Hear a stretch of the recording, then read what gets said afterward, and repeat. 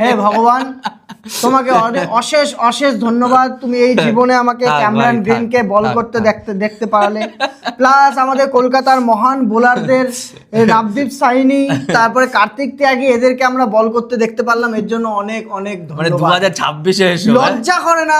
কলকাতার লজ্জা করে না বলতো? ভাই কেকেআর এর পারফরমেন্স দেখে মনে হচ্ছে কাঞ্চন মল্লিক ইলেকশনের টিকিট পেলে এর থেকে ভালো পারফরমেন্স দিয়ে দিত ভাই। এরা কি খেলছে ভাই, পুরো মন মেজাজের মা মাসি 180 করে দিয়েছে। 21 বছর বয়সী একটা ছেলে মুকুল চৌধুরী এসে যে এই আইপিএলে ডেবিউ করছে, 3 নাম্বার ম্যাচে আসলো, এসে 27 বলে 54 রান করে দিয়ে বেরিয়ে গেল, ম্যাচ বের করে নিয়ে গেল, যেখানে 2 ওভারে 30 রান দরকার ছিল লখনৌর। মানে আমার এখানে আমি যে ক্রিটিসাইজ করব, আমার ক্রিটিসাইজ না, আমার এখানে গালাগালি দিতে ইচ্ছা করছে। আমি কলকাতার হয়ে আমি হাসবো না কাঁদবো? তুই ভাব, এটা তুই এটা অ্যাকসেপ্টেবল? তুই বল আমাকে। ভেবেছিলাম ইচ্ছাই নেই একদম কলকাতা। আজকে আমরা সত্যি ভেবেছিলাম যে কলকাতার কিছু হলে একটু তারিফ করব, কিন্তু খেলা শেষে আমি অ্যাজ এ কেকেআর ফ্যান আমি একটুখানি কথা বানাচ্ছিলাম যে না, হ্যাঁ এটাই তো বলছি, খুঁজে খুঁজে বের করব। ঠিক আছে, ম্যাচ তো কখনোই এই ম্যাচটা কলকাতার ছিলই না। যদি জিতেও যেত আমি এটাই ভেবে রেখেছিলাম এসে বলবো যে কলকাতার ম্যাচ ছিল না, এটা পুরোপুরি লখনৌর ম্যাচ ছিল। একমাত্র লখনৌর ব্যাটিং লাইন আপটা, ব্যাটিং ডেপথ কমা বলে কিন্তু কলকাতায় ম্যাচটা জিততে পারতো। মানে এটা আমরা ভেবেছিলাম যে কিছু একটা না হলে কোনো চান্স ছিল না এটা কলকাতার জেতার। অন্যান্য টিম হলো না 4-5 ওভার আগে রান মেরে দিয়ে বেরিয়ে যেত। একদম ঠিক। এক তো কলকাতার ম্যাচ যেখানে 180 রান, 100 কোনো দিক থেকে সেফ রান না, 180 রান, সেখানে 180 রান করেছে। হ্যাঁ, তারপরে আবার 180 রান ডিফেন্ডও করে ফেলেছিল। যদি মাঝখানে এসে একটা প্লেয়ার এসে কি এর তোর থ্রেট কার নামে থাকা উচিত লখনৌ, তুই আমাকে বল। Nicholas Pooran, Rishabh Pant, Aiden Markram, Mitchell Marsh, কেউ না। কাকে থ্রেট কলকাতার এগেইনস্টে? মুকুল চৌধুরী, আয়ুষ বাদনী, মানে যাদেরকে ধরেই নি লখনৌ। হ্যাঁ, লখনৌ ধরেই নি। লখনৌ তো হেরে বসে আছে, ওটা নিজেও জানে। যখন 7টা উইকেট পড়ে গেছে, ও বোলারদের সঙ্গে খেলে খেলে, মোহাম্মদ শামি, তারপরে আবেশ খান এসে এদের সঙ্গে খেলে খেলে 7টা 6 মেরে এই ম্যাচটা বার করে দিয়ে গেল। মানে এখন মানে আনবিলিভেবল ব্যাপার এই জিনিসটা। মানে এখন একটাই কথা, নাম তো শোনাই হোগা, কিসকা নাম। তবে যদি আমি লখনৌর ফ্যান হই, তাহলে আমি এইখানটায় এই ছেলেটা একটা নতুন স্টার আজকে তৈরি হলো লখনৌর হয়ে। লখনৌর দিক থেকে কিন্তু একটা জিনিস ভাবতে হবে যে এই প্লেয়ারটাকে প্রথম থেকে ওরা খেলাচ্ছে, নেটসে দেখেছে। এই জিনিসটা আমি আগেও মানে শুনেছি যে ওকে নেটসে ব্যাটিং করতে দেখে ওখান থেকে কিন্তু লখনৌ এখানে তুলেছে এই প্লেয়ারটাকে, যে আমরা একে ব্যাক করব, মোদ্দা কথা। আর এছাড়া ডোমেস্টিক ম্যাচে কিন্তু ওর লাস্ট 4 ওভারে 200-র উপরে স্ট্রাইক রেট, 6 সেটিং অ্যাবিলিটি, এটা হচ্ছে ওর মেন স্ট্রেংথ হচ্ছে এটা। আমার সবথেকে ভালো লাগে দেখ 6 সবার মানে মারার ক্ষমতা আছে, কিন্তু যে ব্যাটিং ফ্লো, ওরে ভাই সাহেব, কত রকমের শট মারলো তুই এটা বল। ব্যাটিং ফ্লো, হেলিকপ্টার শট মারলো, অসাধারণ অসাধারণ অসাধারণ। তারপরে ওভার যেই বলগুলোতে মানে ডট বল টি20তে মানা হয় যে তোর আউটসাইড অফ স্ট্যাম্পের বল, সেই বলে লাস্টে কিন্তু বৈভব অরোরার মতো প্লেয়ারকে 6 মেরে গেল। হোয়াইট বল মানে হোয়াইট ইয়র্কার বল 6 মারছে, পুল মারছে, তোর হেলিকপ্টার মারছে। ভাই লেজেন্ডারি বোলিং লাইন আপ, এটা লেজেন্ডারি। তো যদি জিততো, একমাত্র আমি বলবো এখানে স্পিনার দুটোর জন্য জিততো। ফাস্ট বোলাররা একদমই বেকার বল করেছে বৈভব অরোরা বাদ দিয়ে। আর এখানে 14 রান তো বোলাররা এসব করে দিতে পারে। আইপিএল এর ভাই কোনো ভরসা পাই না। ক্যামেরন গ্রিন বল করলো, প্রথম ওভারে এসে উইকেট নিয়েছে, 12 রান ছিল, ঠিক আছে। ঋষভ পান্তের ভালো একটা উইকেট তুলেছে। 19 নাম্বার ওভারটা কেন দিল ক্যামেরন গ্রিনকে? 19 নাম্বার ওভার আমরা এটা টি20-র প্রথম থেকে জানি যে 19 নাম্বার ওভার কিন্তু সব থেকে বেশি ইম্পর্টেন্ট একটা ওভার। সেই ওভারটা সবসময় মেন বোলারকে দাও, যে লাস্ট ওভারে 2 ওভারে 30 বাকি ছিল, লাস্ট ওভারে যদি আমার ওখানে 20ও বাকি থাকতো, 10 রানকে 20 বাকি থাকতো, তাহলে কিন্তু আমার মনে উল্টোটা হতো। এটা উল্টোটা হলে আজকে রেজাল্ট কিন্তু অন্যরকম। ক্যামেরন গ্রিন ওখানে হয়তো ডিফেন্ড করার একটা চান্স থাকতো। সেখানে কিন্তু রাহানের এখানে আবার সেই ক্যাপ্টেন্সি ফেরত চলে আসছে। ব্যাটিং যা খুশি করুক, আমার কিচ্ছু আসে যায় না। আমার এখানে মেন হচ্ছে ক্যাপ্টেন্সি, যে আমাকে টিমটাকে আগে নিয়ে যাবে, টিমটাকে জেতাবে। এই যে এইসব সিচুয়েশনে এসে যে আমাকে টিমটাকে বের করা জিতের দিকে, এই জিনিসটা কিন্তু মেন কলকাতার ফল্ট এবারে। আবার ভূমিকা উঠবে সেই ঘুরে ফিরে সেই আজিঙ্ক্য রাহানের ক্যাপ্টেন্সির উপরে, যতই পারফর্ম করুক যাই করুক। মানে আমি স্পিচলেস, সত্যি কথা বলছি যে এই ম্যাচটা কলকাতা হারতে পারে। আমি এবার চাইবো কলকাতা যেন কোনো ম্যাচ না জেতে, পুরো 13টা ম্যাচই হেরে যায়, একটা তো ড্র হয়েছে। তুই দেখিস না আমি সত্যি বলছি, আমি এটা মন থেকে বললাম এই কথাটা, যে আমি কলকাতার ফ্যান হয়ে মন থেকে বললাম একটা ম্যাচও যেন এই বছর না জেতে, একটা ম্যাচও না। পরের বছর আসবে, সব বার করে দেবে। যদি বোলাররা আসে হর্ষিত রানা ওরা, তাহলে নিয়ে ভালো করে টিম বানা, ক্যাপ্টেন চেঞ্জ করে। আমরা তো আগের দিনই বলেছি, দরকারই নেই। আমরা আগের দিনের ভিডিওতে বলেছি ভাই রাহানেকে পুরো হাঁটাও, ঠিক আছে, রাহানেকে হাঁটাও। তুই এটা ভাব, টসে জিতলো আজকে, ঠিক আছে, কিছু করার নেই, সামনের টিম জিতলে কিছু করার থাকে না। টসে জিতলো, ব্যাটিং পেল, তোর ঋষভ পান্ত বোলিং নিল, সব ঠিক আছে, কেকেআর ব্যাটিং করলো। প্রথম 10 ওভার আমার কোনো কমপ্লেন নেই, কোনো কমপ্লেন নেই, একজন বাদ দিয়ে, একজনও না, 10 ওভারের পরে বলতে গেলে যার কথা বলছি আমি। প্রথমে আজিঙ্ক্য রাহানে আর আঙ্কিশ রঘুবংশী ফিনালেন খেলতে পারেনি, আমি ফিনালেনকে ধরছি না, আমি কোনো ম্যাচে ধরবো না। ফিনালেনের একটা ডিউটি দেওয়া আছে যে আসো মারো, আউট হলে আউট হবা, তাই তো? 10 ওভার অবধি পুরো কেকেআর এর ম্যাচ, যেদিন খেলবে 14টা ম্যাচ টোটাল, 14টার মধ্যে আশা করছি 5-6খানা ম্যাচ তো খেলবে, 5-6খানা ম্যাচ খেলবে, 5-6খানা ম্যাচ বেরিয়ে যাবে।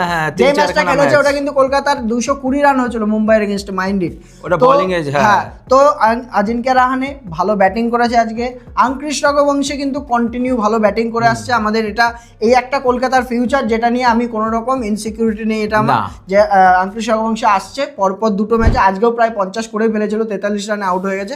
আজিঙ্ক্য রাহানেও স্পিনার এগেনস্টও ভালো খেলেছে, পেসারের এগেনস্টও ভালো খেলেছে, সব ঠিক আছে, এটা একদিকে। কিন্তু এখানে ফলটা কোথায় হলো? 10 নম্বর ওভারের মাথায় এসে, 11 নম্বর ওভারের মাথায় এসে যে দুখানা ব্যাটসম্যান একজনও দায়িত্ব নিয়ে থাকতে পারলো না পিচের মধ্যে, এটা কেন হবে? দুজনেই আউট। এটাই তো বলছি। তারপরে যে প্রশ্ন কিন্তু ওই মিডল অর্ডারই আসছে। হ্যাঁ, প্রশ্ন 10 থেকে 15 ওভারের মধ্যে একটা 4-6 হয়নি। হ্যাঁ, 30 বল, 30 বলে, যদি টু বি স্পেসিফিক বলছি আমি, 31 বলে একটা 4-6 কোনো বাউন্ডারি হয়নি। কারা ব্যাটিং করছিল? Cameron green, Rovman Powell.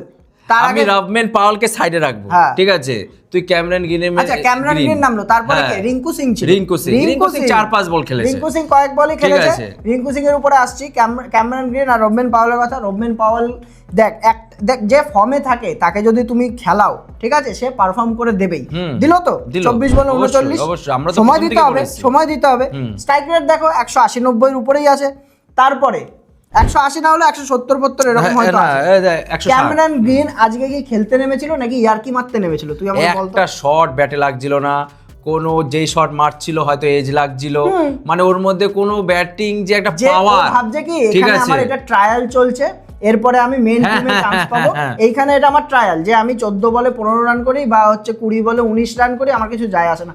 আমার দেখবো যে আমার 6 লাগছে কিনা, আমার 4 লাগছে কিনা, ঠিক আছে। প্রথম যে 6টা মারলো মনে কি ম্যাচ জিতে গেল, ইয়েস, আরে আমি কিছু একটা করেছি, ওই তো কিছু একটা করেছি। আরে ভাই তুই 25 কোটি কিন্তু এমনি আসে না, পোঙা দিয়ে আসে, পোঙা দিয়ে এমনি আসে না, সত্যি তাই। এইভাবে মেরে দিয়ে যাচ্ছে মালিক, ঠিক আছে, বল করছে না কিচ্ছু না, তাও এই ম্যাচে এসে বল করেছে, তাও লাস্টের বল করে ম্যাচ হারিয়ে দিয়ে গেল। 25 কোটি নিকালো, সত্যি আমি হলে সত্যি নিয়ে নিতাম।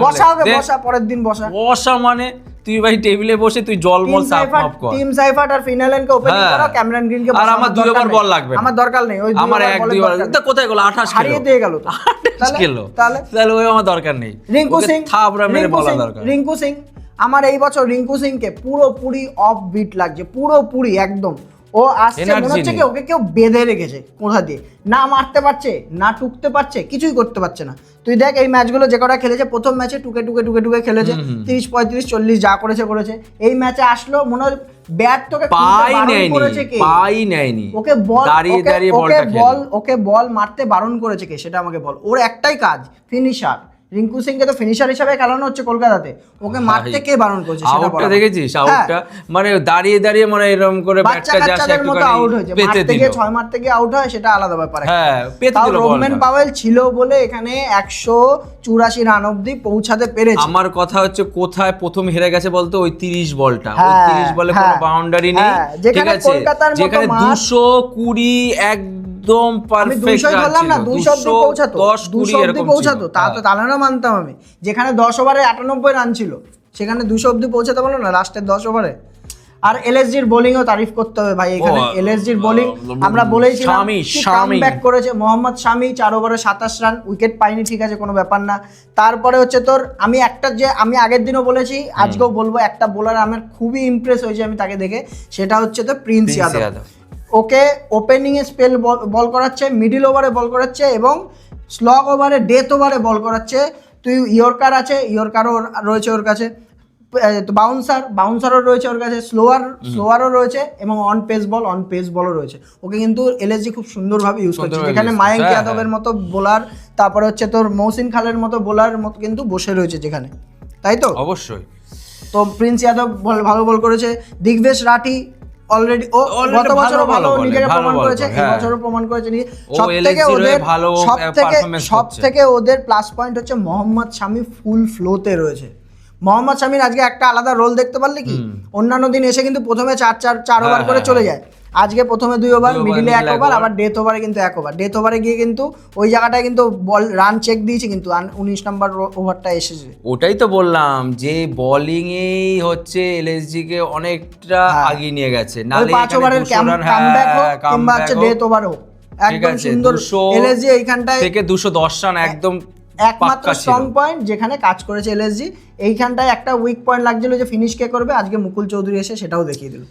কি ভেবেছি আর কি হয়ে গেল, ভেবেছিলাম কলকাতার হয়ে আবার কিছু বলবো, কিন্তু আবার সেই পুরো একদম যাচ্ছে। এলএসজির ব্যাটিং যা চলছিল তাই চলেছে, Aiden Markram, Mitchell Marsh, Rishabh Pant সব ফ্লপ। নিকোলাস পুরান তো পুরোপুরি একদমই ফর্মে নেই, পুরোই নিকোলাস পুরানের মতো ব্যাটসম্যান যে কত 16 বলে 14 না 15 বলে 14 রান করে যায়। টি20 মেগা স্টার তো বলেন মেগা স্টার, 3 নম্বরে খেলাবে না ভাই, ভাই কিচ্ছু করার নেই। যতই স্ট্যাটস দেখে তুমি 5 নম্বরে 800 রান থাকুক, 156 স্ট্রাইক রেট থাকুক, ওসব দেখে লাভ নেই। আমাকে যে গত বছর রেজাল্ট দিয়েছে আমি তাকে সেই জায়গায় খেলাতে হবে। আর কলকাতার বোলিং এর কথা, কলকাতার বোলিং এ সুনীল নারিন আর হচ্ছে অনুকূল রয়ের তারিফ করতে হবে এখানটায়। অনুকূল রয় যে পাওয়ার প্লেতে ওভারটা করেছে, প্লাস মিডিল ওভারে এসছে, প্লাস লাস্টে এসে আয়ুষ বাদিনীর উইকেট, একটা ইম্পর্টেন্ট উইকেট তুলেছে। সুনীল নারিনের তারিফ করতে হবে।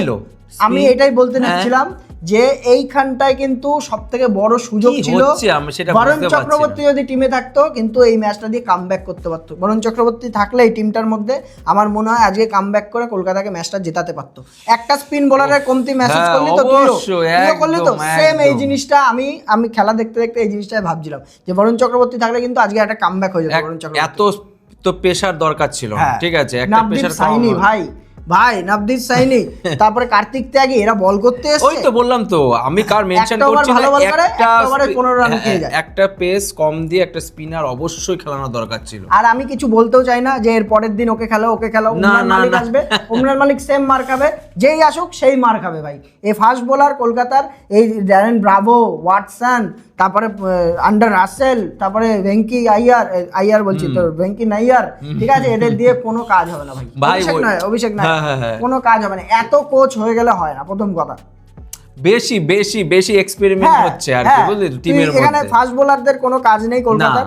স্পিনার আমি মনে করি যদি পরের দিন খেলো তো পরের দিন খেলতে তো হবে, যেখানে বরং যদি ফিট হয়ে যায় খেলবে আমার মনে হয় গুটিয়ে বাড়ি চলে যাবে। আর নালে ওই যে উপরওয়ালাকে ডাক দাও, বৃষ্টি দাও নাকি 1 পয়েন্ট করে গুলবে, তাহলে কত পয়েন্ট হচ্ছে? 7 পয়েন্ট হচ্ছে, হবে না, দুটো ম্যাচ তো জিততে হবে না ভাই। মানে কোন ভাগ্যের জোরে, ঠিক আছে, 1 পয়েন্ট পেয়েছে, তাই টেবিলে এখন মোটামুটি লাস্টের দিকে আছে হয়তো। কি বলবো, সত্যি আর কিছু বলার থাকছে না। মানে কলকাতার ফ্যানরাও হয়তো মানে সত্যি কথা কলকাতা না উল্টো দিকে ঘুরছে, কলকাতার উপর ভরসা আরে হারিয়ে ফেলছে এই বছর, ঠিক আছে, উল্টো দিকে ঘুরছে আমি, যাচ্ছা তাই পারফরমেন্স, ঠিক আছে। তো যাই হোক, তবে আজকের মেগা স্টার, ঠিক আছে, দেখ কিছু কিছু সময় আছে মানুষকে কিন্তু নাম, ঠিক আছে, সুযোগ দেয়। আজকে দুটো সুযোগ ছিল, এক হচ্ছে বৈভব অরোরার কাছে আর এক হচ্ছে তোর মুকুল চৌধুরীর কাছে। বৈভব অরোরা পারলো না, মুকুল চৌধুরী কিন্তু স্টার হয়ে বেরিয়ে গেল। স্টার কি, নিউ স্টার ইজ বর্ন। অবশ্যই আজকের ম্যাচের আগে নামটা হয়তো আমরা একবারের বা দুবার হয়তো ইউজ করিনি, ঠিক আছে। স্কোয়াডে কে আছে? এই ডেবিউট্যান্ট, এই বছরে ডেবিউট্যান্ট, ওই তো বললাম তো স্কোয়াডে কি আছে এই, কিন্তু আজকে পর থেকে মানে এই মুকুল ম্যাচের পর চৌধুরীকে থেকে কিন্তু। মুকুল চৌধুরী কিন্তু আমার মনে হয় Hats off, সত্যি কথা স্যালুট। মানে আমি বলছি না ম্যাচ জিতেছে, ম্যাচ অনেকেই এভাবে জিতিয়েছে, ঠিক আছে, আব্দুল সামাদও জিতিয়েছে, কিন্তু যেইভাবে ফ্লোতে যেইভাবে ইন্টেনশন, হ্যাঁ নিজে একা দাঁড়িয়ে, হ্যাঁ ঠিক 26 আছে 27 বলে 54, তাহলে ভাবতে হবে 200 স্ট্রাইক রেটে তুই খেলে একটা জিনিস চিন্তা কর, 27 বল খেলেছে, ঠিক আছে, তার মধ্যে হচ্ছে আবেশ খানের সাথে হচ্ছে 15 না 16 বল খেলেছে, আবেশ খান মানে দুটো বল খেলেছে। ও লাস্টে তুই যে ভাব। এই যে ম্যাচুরিটিটা যে লাস্টে আসছে, yes, লাস্টে এসে এক রান নিয়ে আমার জানে পরের কথা, তারপরে শর্ট রান গুলো হ্যাঁ, নেয়নি, হ্যাঁ, যে আমার ওটাই তো পরের ওভারে বলছি। ব্যাটে আসতে হবে, তার জন্য আমি শর্ট রান নেব না, বা হচ্ছে লাস্ট বলের দিকে এসে শর্ট রান নেব। এই জিনিসগুলো কিন্তু একটা ম্যাচুরিটি প্রকাশ পায় না, একটা অবশ্যই। প্লেয়ারের একটা মাইন্ডসেট প্রকাশ পায়। ভাই, তো যাই হোক, এলএসজি ওয়েল ডিজার্ভ উইন ছিল, হ্যাঁ, প্রথম হ্যাঁ, থেকে হ্যাঁ, ম্যাচের মধ্যে ছিল, লাস্ট অবধিও ম্যাচের মধ্যেই হয়েছে। কলকাতা নাইট রাইডার্সের আমি আর কিছু বলতে চাই না, না, কলকাতার ক্যাম্পেইন এই বছরের প্রতি ক্যাম্পেইন ভরসা হারিয়ে ফেলছে। পুরো বেকার চলে গেছে কলকাতা নাইট রাইডার্সের। এমনি তো বোলাররা চলে গেছিল, এখন যারা আছে সবাই চলে গেছে, দরকার নেই, চুপচাপ খেলো, হারো, বাড়ি চলে যাও। অপোনেন্ট টিমকে অপোনেন্ট টিমকে মানে পুরো একদম পুরো মুড অফ হয়ে গেছে, করবো না আমরা, ঠিক আছে, আজকের মতো এটুকু রাখছি, ভালো থাকবেন। যদি ইচ্ছা হয়, যদি কলকাতা নাইট রাইডার্সের গালাগালি দিতে ইচ্ছা হয়, তাহলে ভিডিওতে কমেন্ট করে জানান আপনারা। আর হচ্ছে হ্যাঁ অবশ্যই, আর আমাদের যদি ভিডিও ভালো লেগে থাকে লাইক করুন, চ্যানেল সাবস্ক্রাইব করুন। চল কেটে পড়ি, চল বাই।